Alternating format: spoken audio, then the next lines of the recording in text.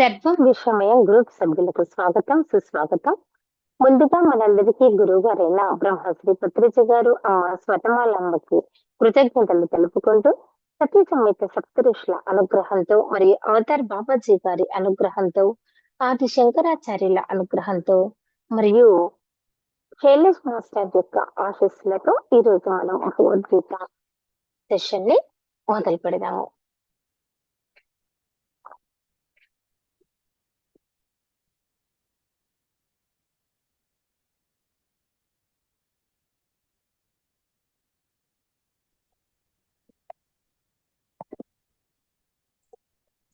ముందుగా భగవద్గీత గీతా విధాన పారాయణము ప్రార్థనతో మనము మొదలు పెడతాము.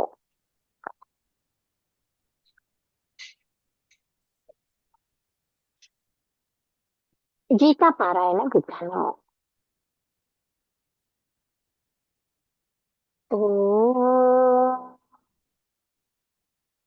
గురుర్బ్రహ్మ గురుర్విష్ణు గురుర్దేవో మహేశ్వరః గురు సాక్షాత్ పరబ్రహ్మ తస్మై శ్రీ గురవే నమః. అఖండమండలాకారం వ్యాప్తం యేన చరాచరం తత్పదం దర్శితం యేన తస్మై శ్రీ గురవే నమః. బ్రహ్మానందం పరమసుఖదం కేవలం జ్ఞానమూర్తిం ద్వంద్వాతీతం గగన సదృశం తత్వమస్యాదిలక్ష్యం ఏకం నిత్యం విమలమచలం సర్వధీ సాక్షిభూతం భావాతీతం త్రిగుణరహితం సద్గురుం తం నమామి. ఓం అసతో మా సద్గమయ తమసో మా జ్యోతిర్గమయ మృత్యోర్మా అమృతంగమయ.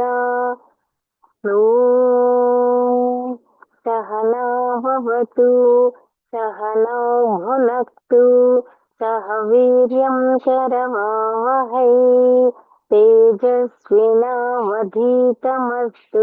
మా విద్విషావహై. ఓం పూర్ణమదః పూర్ణమిదం పూర్ణాత్ ముదచ్యతే పూర్ణస్య పూర్ణమాదాయ పూర్ణమేవావశిష్యతే. ఓం గీతాశాస్త్రమిదం పుణ్యం యః పఠేత్ ప్రయతః పుమాన్ విష్ణోః పదమాప్నోతి భయశోకాదివర్జితః. గీతాధ్యయనశీలస్య ప్రాణాయామ పరస్య చ నైవ సంతి హి పాపాని పూర్వజన్మ కృతాని చ. మల నిర్మోచనం పుంసాం జల స్నానం దినే దినే సత్కృద్గీతాంసి స్నానం సంసారామలనాశనం.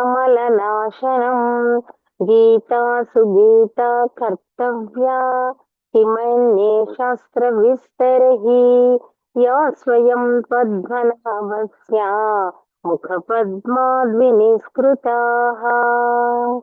భారతామృత సర్వస్వం విష్ణుర్వోక్తా ద్వినిస్కృతం గీతా గంగోదకం పిత్వా పునర్జన్మ న విద్యతే.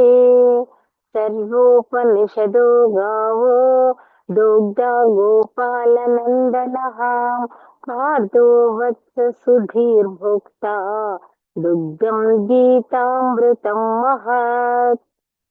ఏకం శాస్త్రం దేవకీ పుత్ర గీతం ఏకో దేవో దేవకీ పుత్ర ఏవ ఏకో మంత్రస్తస్య నామాని యాని కర్మాప్యకం తస్య దేవస్య సేవా. గీతా పారాయణ ప్రార్థన సంపూర్ణం. ఇప్పుడు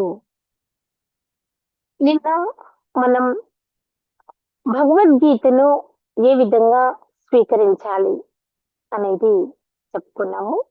ఏ విధంగా స్వీకరించాలి భగవద్గీతను అంటే భక్తి భావనతో భగవద్గీతను స్వీకరించాలి అని చెప్పుకున్నాం. ఇంకొకటి ఈరోజు భగవద్గీత అంటే ఏమిటి? ఈ భగవద్గీత అంటే ఏమిటి అంటే మానవాళిని సంసారపు అజ్ఞానము నుండి ఉద్ధరించడమే భగవద్గీత యొక్క ఉద్దేశం. భగవద్గీత ఉద్దేశము మానవాళిని సంసారపు అజ్ఞానము నుండి ఉద్ధరించడమే ఈ భగవద్గీత ఉద్దేశం. ప్రతి మానవుడు అనేక రకాలుగా కష్టాలలో ఉన్నాడు. ఇది మనం చూస్తూనే ఉన్నాము. ప్రతి ఒక్కరు కష్టాలలోనే ఉన్నారు. ధనమున్నా సంతోషం లేదు, మనసున్నా సంతోషం లేదు, అందరు ఉన్నా సంతోషం లేదు. అందరూ ఉన్నా కానీ ఏకాకిగానే బ్రతుకుతున్నారు. అవునా? అందుకే ఈ భగవద్గీత అంటే ఏమిటి అంటే మానవాళిని సంసారపు అజ్ఞానము నుండి ఉద్ధరించడమే భగవద్గీత యొక్క ఉద్దేశం. అంతేకాకుండా ప్రతి మానవుడు అనేక రకాలుగా కష్టాలలో ఉన్నాడు. ఆ కష్టాల నుండి బయటపడడమే, పడవేయడమే. అర్జునుడు కూడా అలాగే కురుక్షేత్ర రణరంగంలో యుద్ధం చేయవలసిన కష్టంలో చిక్కుకున్నాడు. కానీ అతడు శ్రీకృష్ణునికి శరణాగతుడయ్యాడు.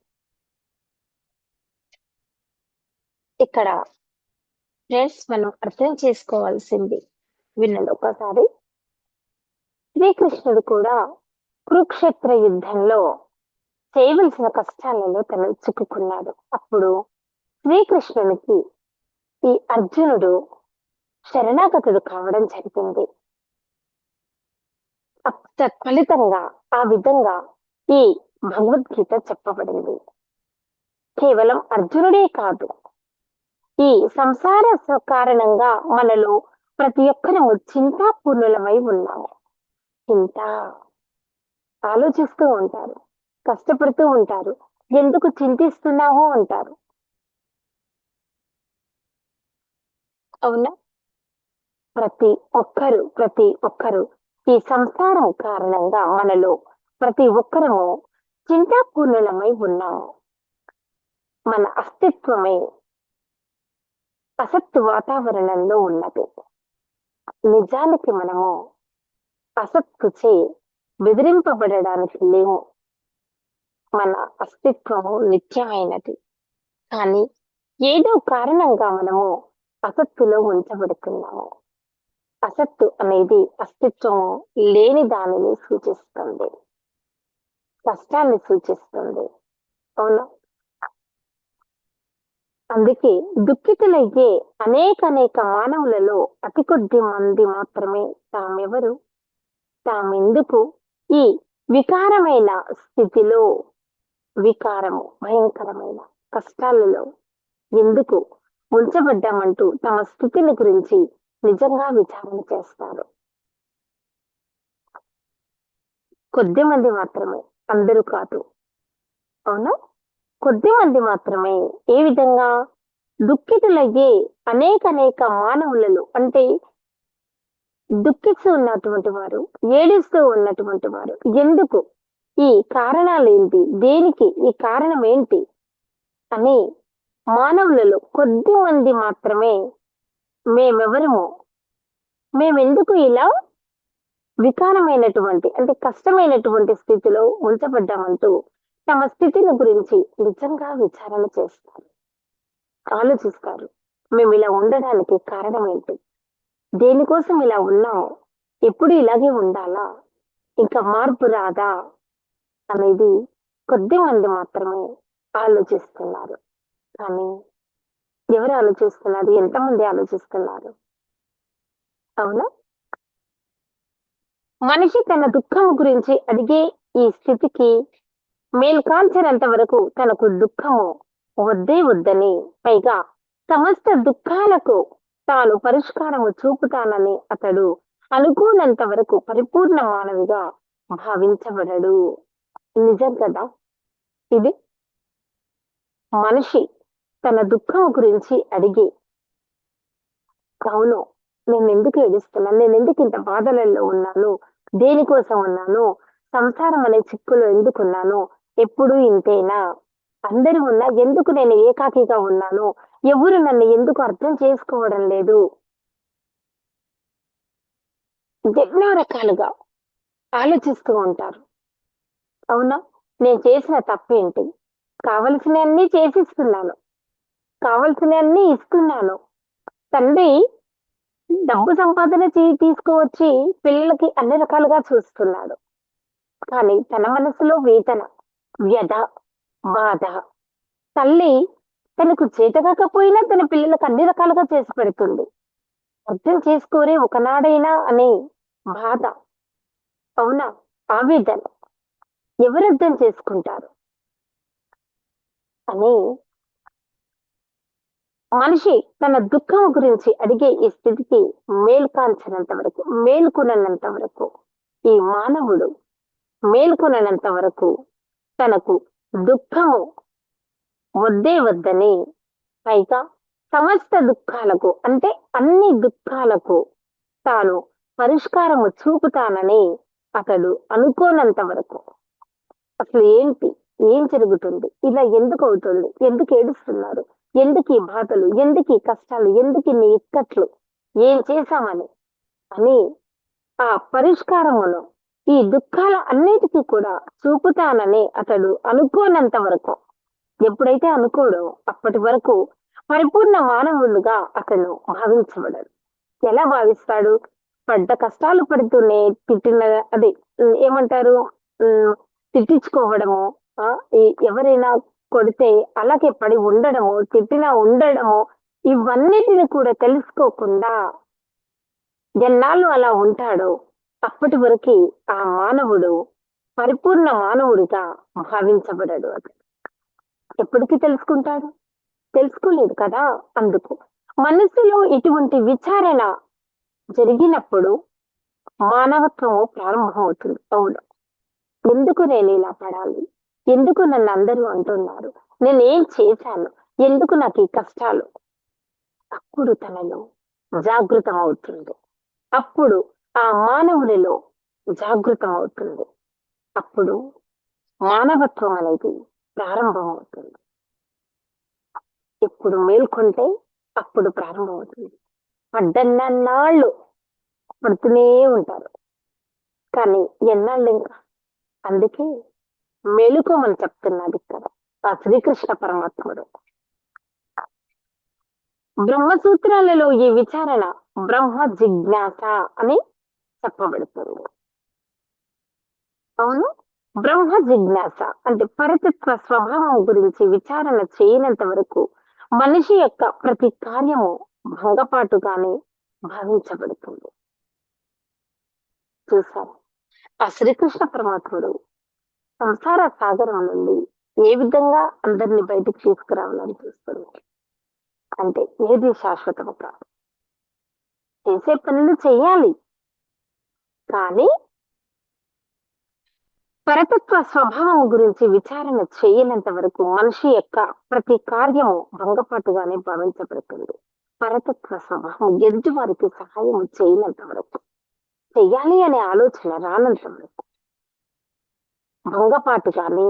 భంగపాటు అంటే అతను ఏమి సంతోషంగా జీవించాడు కదా. ప్రతి ఒక్క కార్యం అతను చేయాలనుకున్న ఏ పైన కూడా సక్రమంగా జరగదు, సక్రమంగా చేయలేదు. అందుకే తామెందుకు దుఃఖాలకు గురవుతున్నామా అని, లేదా తామెక్కడి నుండి వచ్చామా అని, మరణము తర్వాత ఎక్కడికి వెళతామా అని ప్రశ్నించడము మొదలుపెట్టిన వారే భగవద్గీత అవగాహనకు తగిన విద్యార్థులు. చూసారా, ఎంత బాగా చేశారు, ఎంత బాగా చెప్పారు. హరే కృష్ణ. కృష్ణ, ఎంత బాగా చెప్పావయ్యా నాయన. తండ్రి ఏమన్నాడు ఇక్కడ? తామెందుకు దుఃఖాలకు గురవుతున్నాము, లేదా తాము ఎక్కడి నుండి ఇక్కడికి వచ్చాము, అవునా, ఎందుకు దుఃఖాలకు గురవుతున్నాము, లేదా తాము ఎక్కడి నుండి వచ్చామని మేము ఎందుకు ఇలా దుఃఖాలకి, కష్టాలకు, అన్నిటికీ మేము ఇలా గురవుతున్నాము? ఎక్కడి నుండి వచ్చాము అసలు మేము? మరణము తర్వాత ఎక్కడికి వెళ్తాం? ఉన్నంతసేపు ఉంటాం. నాయన స్వామి, మరణించినాక మేము ఎక్కడికి వెళ్తాం? బ్రతుకున్నంత కాలం జీవితం యొక్క పరమార్థాన్ని తెలుసుకోలేదు కదా కృష్ణ.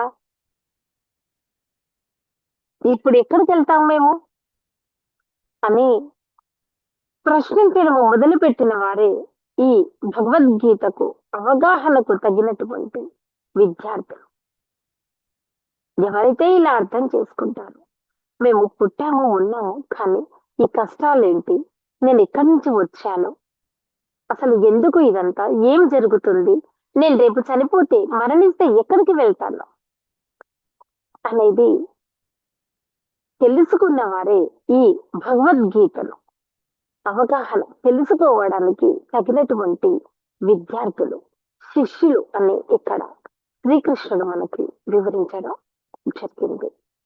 మిగతాది రేపటి క్లాస్ లో మనము చెప్పుకుందాము. ఫ్రెండ్స్, ప్రతి ఒక్కరు ఆలోచించండి, కృష్ణ భగవానుడు ఏం చెప్తున్నారు అని వినండి. ఫ్రెండ్స్, మీకు చదవడం చేత కాకపోతే ఇలా మేము చెప్పిన వినండి. ఏం జరుగుతుంది, సంసార జీవితంలో ఏముంది, ఏం జరుగుతుంది, ఎలా బ్రతకాలి, న్యాయంగా ఎలా ఉండాలి, ప్రతి ఒక్కటి తెలుసుకోండి ఫ్రెండ్స్. అవునా? మనము ఏ విధంగా స్వీకరించాలి అనేది తెలుసుకున్నాము. మరియు భగవద్గీత అంటే ఏమిటి అనేది కూడా తెలుసుకున్నాము. దీనికి ఇంకా సంబంధించినటువంటి సమాచారాన్ని, వివరాలని రేపటి తరగతిలో మనము తెలుసుకుందాము. ఇప్పుడు భగవద్గీతలోనికి వెళ్దాము.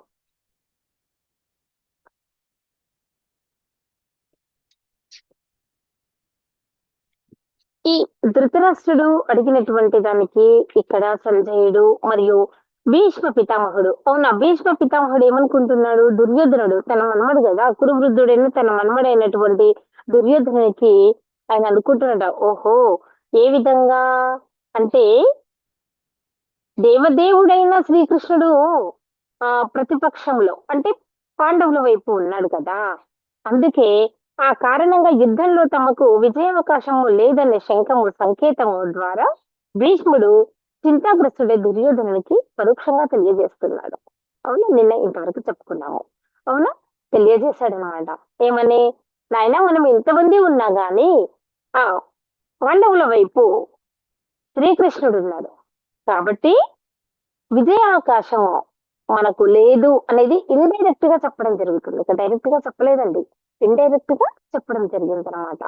అవునా, అదే విధంగా నిన్న మనం చెప్పుకున్నటువంటి 14, 15, 13, 14 శ్లోకాలు అనమాట. ఆ శ్లోకాలలో మనకి నిన్న జరిగింది ఇదే అనమాట. ఏమని, భీష్మదేవుడు పూరించిన శంఖానికి శ్రీకృష్ణ అర్జునులు కూడా వారు శంఖాలు అవునా పూరించారు. శ్రీకృష్ణుడు పాండవుల పక్షంలో ఉన్న కారణంగా ప్రతిపక్షము వారికి జయము ఆశ లేదని ఇక్కడ మనం సూచించడం జరిగింది. అధ్వని అని కూడా చెప్పుకున్నాము. అవునా, ఈ విధంగా ఇప్పుడు భగవానుడు ఎప్పుడు ఎక్కడ నిలిచి ఉంటే అక్కడే లక్ష్మీదేవి కూడా నిలిచి ఉంటుందని. అంటే ఎందుకంటే లక్ష్మీదేవి తన భర్తను విడిచి ఏనాడు ఒంటరిగా వసించదు. అందుకే విష్ణువు లేదా శ్రీకృష్ణుడు శంఖము కలిగినటువంటి దివ్యధ్వని సూచించినట్లుగా విజయము, ఐశ్వర్యము అర్జునుని కొరకే ఎదురు చూస్తున్నాయి అని. అంతేకాకుండా ఆ మిత్రులిద్దరు, ఎవరా మిత్రులు, శ్రీకృష్ణుడు మరియు అర్జునుడు, వాళ్ళిద్దరు స్నేహితులు కదా. ఆ ఇద్దరు కూడా రథము, అవునా, అర్జునునికి రథము అగ్నిదేవుని ద్వారా అర్జునునికి ఇవ్వబడింది అనమాట. అంటే ముల్లోకాలలో ఎక్కడికి వెళ్ళిన ఆ రథము సకల దిక్కులను జయించే సామర్థ్యము కలదని ఇది మనకి సూచిస్తుంది అనమాట. నిన్న జరిగినటువంటిది ఇది అనమాట. నిన్న 13వ శ్లోకం, తతః శంఖాంచ వీర్యంచ పడవాణక గోముఖాః సహసైవాభ్యహన్యంత శబ్దస్తుములో భవత్. అవునా, ఇంత నిన్న ఇది మళ్ళీ 14వ శ్లోకంలోనే కదా మనము ఇది ఏంటిది, అర్జునుడు మరియు శ్రీకృష్ణుడు ఇద్దరు కూడా రథం మీద వెళ్ళడము మరియు శంఖాన్ని పూరించడము, వాళ్ళు శ్వేతైర్హి అంటే తెల్లనైనటువంటి గుర్రాల పైన ఉండడము, వాళ్ళు ఇదంతా కూడా మనము నిన్నటి తరగతిలో జరిగిందనమాట. Padmaja madam, hello. Hello madam, Rama madam. Madam, నేను మరి 15వ శ్లోకం చెప్తాను, చెప్తారా? ఓకే, సరే చెప్తా. Very good, very good. నిన్న జరిగింది అర్థమైందా మేడం? 14 13 శ్లోకాలలో ఏం జరిగిందని అందుకే కొంచెం వివరించాను. ఓకే ఓకే, సరే మేడం. మేడం, మీరు 1 నుంచి 8 వరకు శ్లోకాలు నేర్చుకున్నారు కదా, నేర్చుకున్నారా? కొంచెం మధ్యలో పోతుందేమో రమ్మ. అంటే అది కాదు మ్యామ్, నేను ఏమంటున్నానంటే ఇప్పుడు 14 ఈ 15 16 చెప్పుకున్న తర్వాత మీరు 1 నుంచి 4 వరకు అయినా చెప్పండి, పర్వాలేదు. సరే సరే, ఓకే.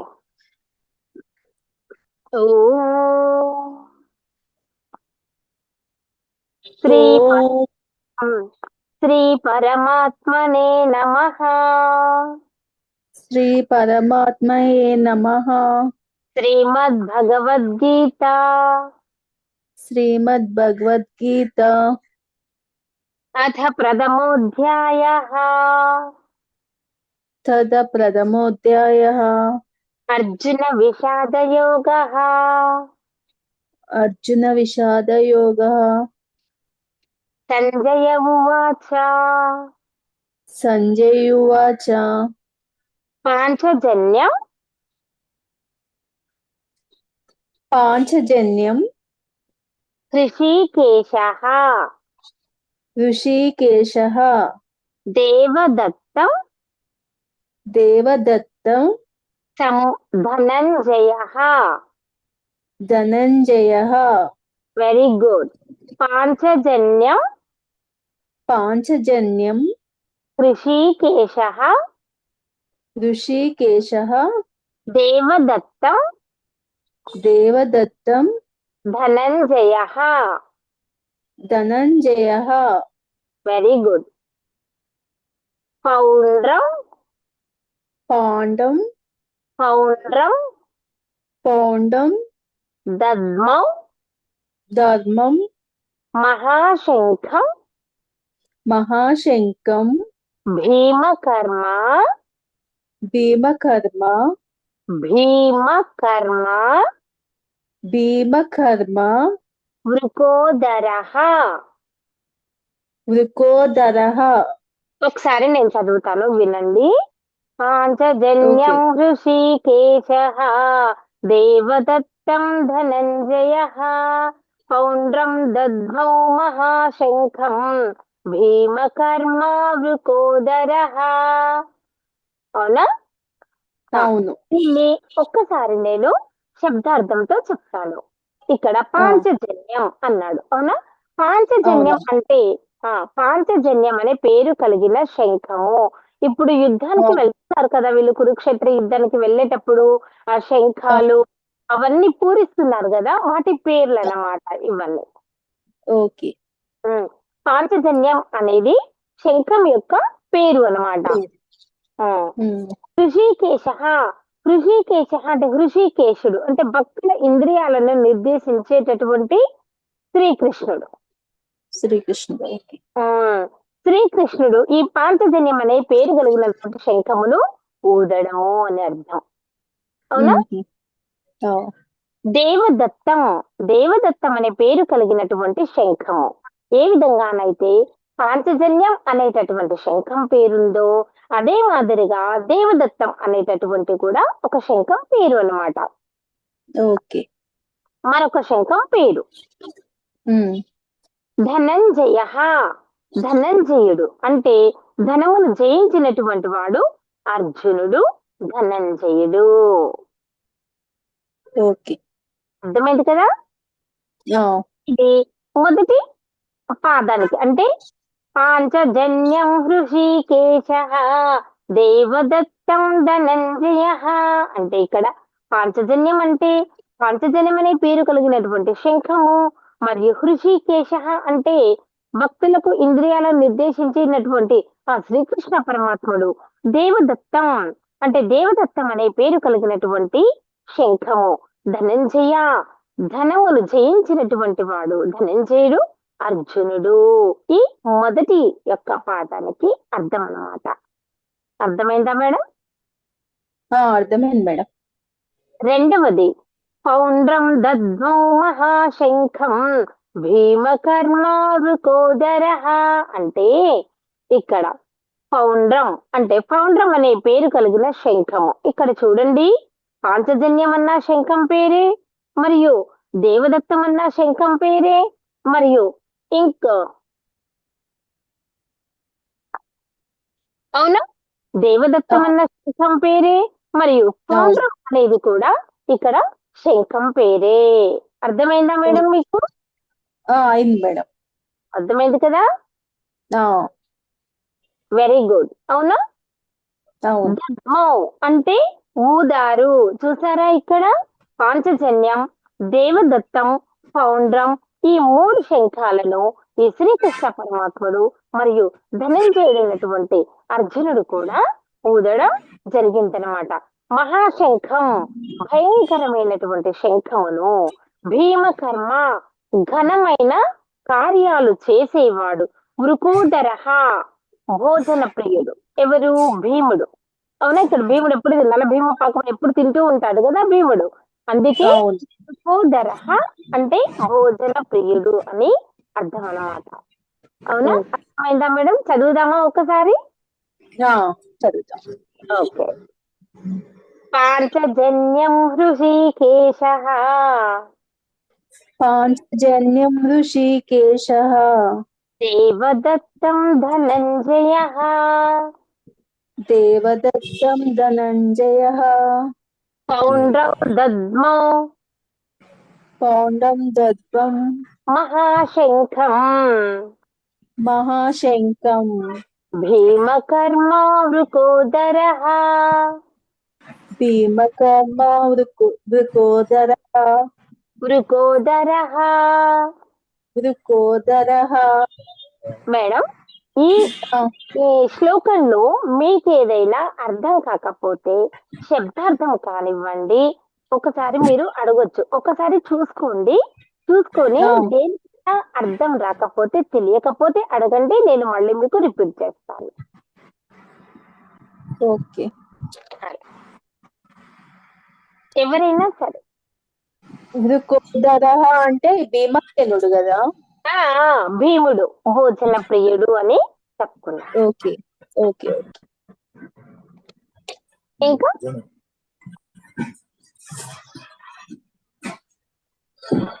దీని యొక్క అర్థం చెప్పుకోవాలి మనం, భావాన్ని చెప్పనా? చెప్పండి. శ్రీకృష్ణ భగవానుడు పాంచజన్యం అనే తన శంఖమును పూరించాడు. అర్జునుడు దేవదత్తం అనే తన శంఖమును పూరించాడు. భోజన ప్రియుడు ఘనమైన కార్యాలు చేసేవాడు అయిన భీముడు పాండ్రం అనే తన మహాశంఖమును పూరించాడు. అంటే ఇక్కడ చూడండి, పాంచజన్యం, పాంచజన్యం అనేది శ్రీకృష్ణుని యొక్క శంఖం. అవునా మేడం గారు? అవును అవును మేడం. దేవదత్తం అనేది అర్జునుని యొక్క శంఖం పేరు. అవును అవునా? మరియు ఇక్కడేంటి, పౌండ్రం అనేదేమో మన భోజన ప్రియుడైనటువంటి మన ఈ భీముని యొక్క శంఖం పేరు. ఈ ముగ్గురు కలిసి మరియు పాంచజన్యం, దేవదత్తం, ఈ పౌండ్రం ఈ మూడు శంఖాలను ముగ్గురు కలిసి పూరించడం జరిగింది. సరేనా? సరే మేడం. ఒక్కసారి మీరు ఈ శ్లోకాన్ని చెప్పగలరా? చెప్పండి, పర్వాలేదు, మెల్లగా చెప్పండి. జన్మం ఋషికేశవ ఆ? పాంచజన్యం హృషీకేశ.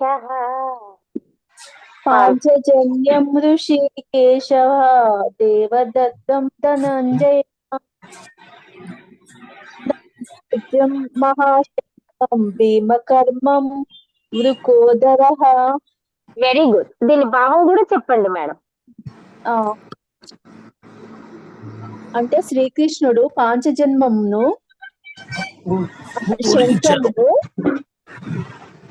అర్జునుడు దేవదత్త అనే శంఖమును పూరించిరి. అవివీర భయంకరుడైన భీముడు పౌడ్యంను అను మహాశంఖమును పూరించెను. వెరీ గుడ్ మ్యామ్, చాలా బాగా చెప్పారు, చాలా బాగా చెప్పారు.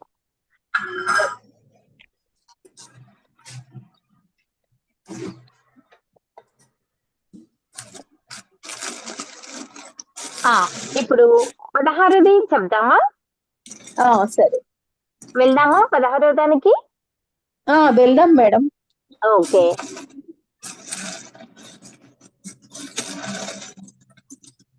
అనంత విజయం రాజా కుంతి పుత్రో యుధిష్ఠిరః నకులః సహదేవంచ సుఘోషామణి పుష్పకౌ. అవునా? అంటే ఇక్కడ అర్థం చెప్తాను, అర్థం చెప్పినాక మళ్ళీ నేను చెప్తూ ఉన్నప్పుడు మళ్ళీ మీరు రిపీట్ చేయండి, సరేనా? ఓకే. Okay madam. అనంత విజయం అన్నాడు.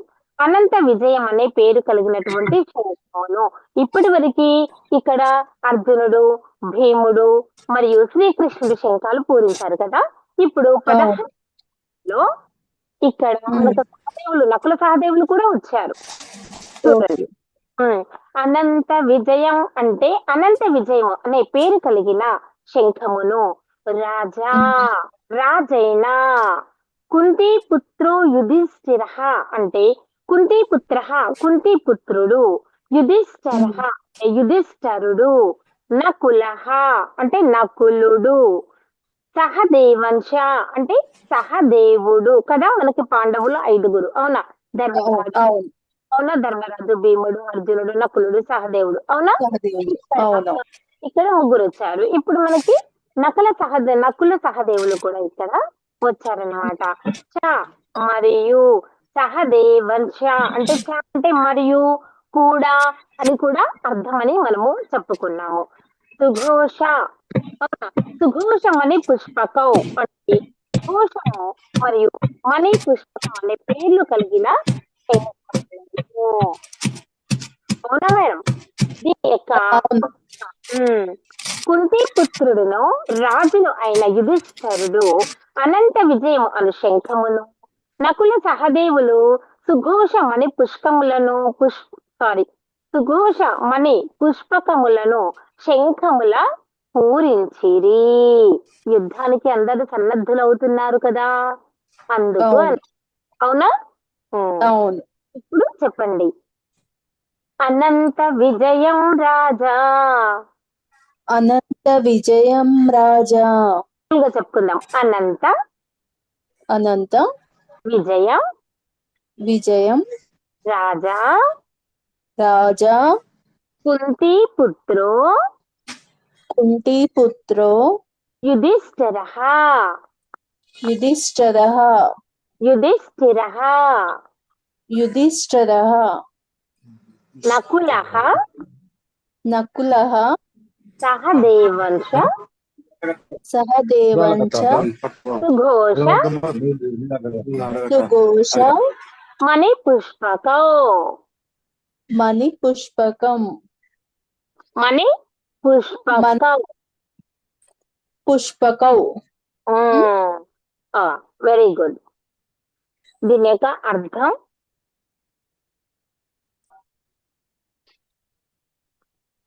తెలుసు కదా మేడం, మీకు చెప్పనా? అదే కుంతి పుత్రుడును రాజును అయిన యుధిష్ఠరుడు అనంత విజయము అను శంఖమును, నకుల సహదేవులు సుఘోష మణి పుష్పకములను శంఖములను వీరు పూరించారు అని అర్థం. ఇప్పుడు ఒకసారి శ్లోకం చెప్తాను, చెప్పండి.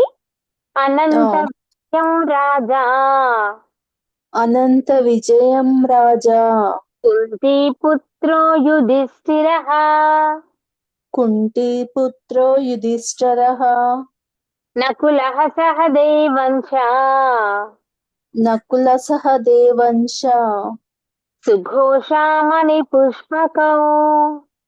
సుఘోషామణి పుష్పకౌ. వెరీ గుడ్, వెరీ గుడ్, చాలా బాగా చెప్తున్నారు. చెప్పండి మేడం, ఒకసారి చెప్పేసి అర్థం చెప్పండి. అనంత విజయం రాజా కుంతీపుత్ర యుధిష్ఠిరః నకులం సహదేవశ్చ సుఘోషామణి పుష్పకౌ. Very good. అంటే కుంతిపుత్రుడు రాజునైన యుధిష్ఠిరుడు అనంత విజయమును శంఖమును సక్కుల దేవుళ్ళు నకుల.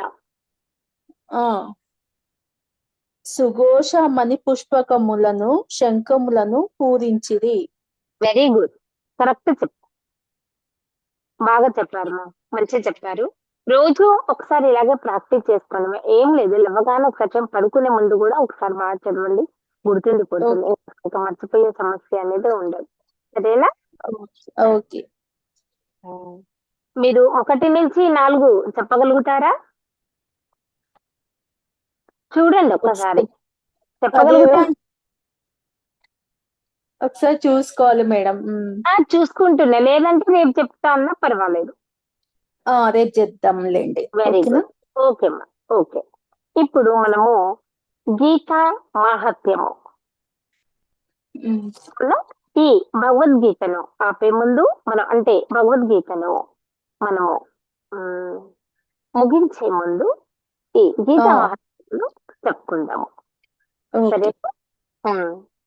గీతా మహత్యంలో భూదేవి శ్రీకృష్ణుని శ్రీ మహావిష్ణువు ఏమి అడిగింది అనేది, ఎలా ఏమిటి అనేది మనకి ఇందులో పొందుపరచబడింది. దాన్ని ఒకసారి మనము చదువుకుందాము. గీతా మహత్యం. నేను ఇలా చెప్పేసి వెళ్ళిపోనా మేడం? ఒకసారి మీకు చెప్పండి, దాన్ని ఎక్స్ప్లెయిన్ చేస్తాను మీకు. సరేనా? ఓకే. భూదేవి విష్ణు భగవాను అడగడం జరుగుతుంది ప్రశ్న. ఓ భగవానుడా, పరమేశ్వర ప్రభు, ప్రారంధం అనుభవించడానికి అచంచలమైన భక్తి ఏ విధంగా కలుగుతుంది అంటే శ్రీ మహావిష్ణువు ఈ విధంగా చెప్తారనమాట. భూదేవి, ప్రారంధం అనుభవించుచున్నను ఎవరు నిరంతరము ఈ గీతాభ్యాసమందు నిరతుడయుండునో అట్టివాడు ముక్తులై కర్మల చేయనంత పడకుండా ప్రపంచముల సుఖముగా నుండును అని. అంటే తామరాకును నీరంటనట్లు గీతాధ్యయనము చేయువానిని మహాపాపములు కూడా కొంచెమైనను అంటకుండును. ఇక్కడ మనం బాగా గ్రహించాల్సింది, వినాల్సింది. తామరాకు మీద నీరు ఉంటుంది, కానీ అది అంటనట్టుగా ఉంటుంది. కాబట్టి ఇక్కడ గీతాధ్యయనము చేయడం మూలంగా మహాపాపములు కూడా అంటనట్టుగా ఉంటాయి. అంటే అది గీత అధ్యయనం, గీతను పారాయణం చేయడం మూలంగా. అంతేగాని గీతను పారాయణం చేయకుండా ఎలా పడితే అలా ఉంటే ఓహో పాపాలు పోతాయనో అది మాత్రం కాదు. ఇక్కడ అదే చెప్తున్నాడు ఆ శ్రీకృష్ణ భగవానుడు, ఆ శ్రీ మహావిష్ణువు అదే చెప్తున్నారు ఇక్కడ అన్నమాట. ఎచ్చట గీతా గ్రంథం ఉండునో మరియు ఎచ్చట గీతా పారాయణ మొదల్చబడునో అచ్చట ప్రయాగ మొదలగు సమస్త తీర్థములు కూడా ఉండును.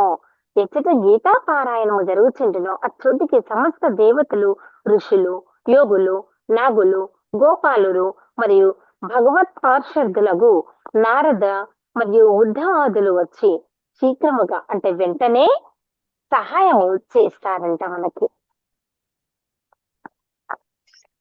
భూదేవి ఎచ్చట గీతను గూర్చిన విచారణ మరియు పఠనము, బోధనము, శ్రవణము జరుగుతుండునో అచ్చట నేను ఎల్లప్పుడూ తప్పక నివసించి ఉండును. నేను గీతాన్ని ఆశ్రయించుకుని ఉన్నాను. గీతయే నాకు ఉత్తమమగు నివాస మందిరము మరియు గీతా జ్ఞానమును ఆశ్రయించి 3 లోకములను నేను పాలించుచున్నాను. గీత నా యొక్క పరమ విద్య, అది బ్రహ్మస్వరూపము, ఇక సంశయం ఏమీ లేదు. మరియు నయ్యది అంటే ప్రణవము యొక్క 4వ పాదము అర్ధమాత్ర స్వరూపం, అది నాశరహితమైనది, నిత్యమైనది, అనిర్వచనీయమైనటువంటిది. స్వయముగా అర్జునులకు చెప్పబడినది. ఇది 3 వేదముల సారము, పరమానంద స్వరూపము. నాత్మాశ్రయించిన వారికి ఇది శీఘ్రముగా తత్వజ్ఞానమును కలుగ చెయ్యను.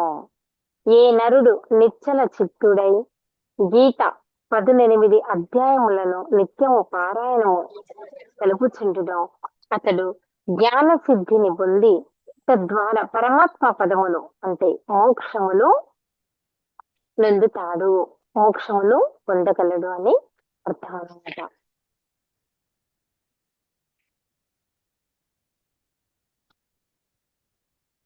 గీతను మొత్తము చదవలేని వారు అందులో సగము భాగమైనను పఠించవలెను. దానిచే వారికి గోదానము వలన కలుగు పుణ్యము లభించును. ఈ విషయములో సందేహం లేదు. గీత యొక్క 3వ భాగము అవునా మరియు 6 అధ్యాయములు పారాయణమనర్చు వారికి గంగా స్నానము వలన కలుగు ఫలములు చేకూరును. 6వ భాగము పఠించు వారికి సోమయాగము లభించును. అర్థమైందా మేడం? గీత మొత్తం చదవడానికి వీలు లేని వారు కనీసం 3 భాగాలైనా అంటే 6 అధ్యాయాలైనా చదివితే వారికి గంగా స్నానము చేసినంత విలువ కలుగుతుందంట. 6వ భాగము అంటే 3 అధ్యాయములు పఠించు వారికి సోమయాగ ఫలము లభించినంట. చూసారా భగవంతుడు ఎంతటి అవకాశాన్ని మనకిచ్చారు ఇక్కడ, అవునా? ఎవరు గీత ఎంతని ఒక అధ్యాయమును భక్తితో కూడి నిత్యము పఠించుచుండునో అతడు రుద్రలోకము పొంది అచ్చట రుద్ర గణములలోనే ఒక్కడై చిరకాలము వసించును. ఓ భూదేవి, ఎవరైతే ఒక అధ్యాయమందలి 4వ భాగమును నిత్యము పారాయణము చేయునో అతడు ఒక మన్వంతర కాలము మానవ జన్మను పొందును. గీత ఎందరి ప్రతి శ్లోకములు కాని లేక 7 కాని 5 కాని 4 కాని 3 కాని 2 కాని 1 కాని కనీసం అర్ధ శ్లోకములు కాని ఎవడు పఠించినో అతడు చంద్రలోకము ఉంది అతడ 10,000 సంవత్సరములు సుఖముగా నుండును. ఇందు సంశయము లేదు. మరియు గీతను పఠించుచు ఎవరు మరణించునో అతడు ఉత్తమ మగు మానవ జన్మమును కలిగి ఉండును.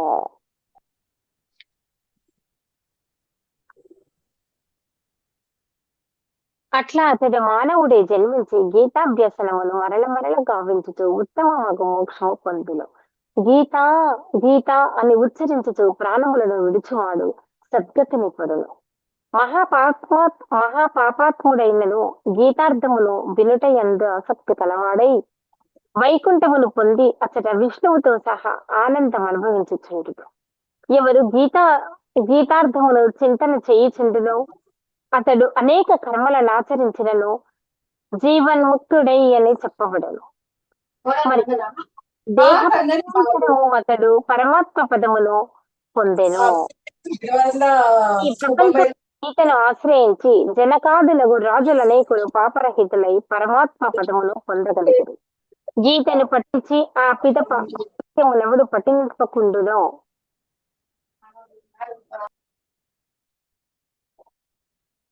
గీతను పఠించి ఆ పిదప మాహాత్మ్యమును ఎవరు పఠింపకుండునో అతని పారాయణము తగిన ఫలమునివ్వక వ్యర్థమే యగును. కావున అట్టివాని గీతా పఠనము శ్రమ మాత్రమే అని చెప్పబడినది. హరే కృష్ణ. రేపటి తరగతిలో మనము భగవంతుడు ఎవరు, జీవులు ఎవరు, ప్రకృతి అంటే ఏమిటి, భౌతిక సృష్టి అంటే ఏమిటి, కాలముచే అది ఎట్లా నియంత్రించబడుతుంది అనే దానిని చెప్పుకుందాము.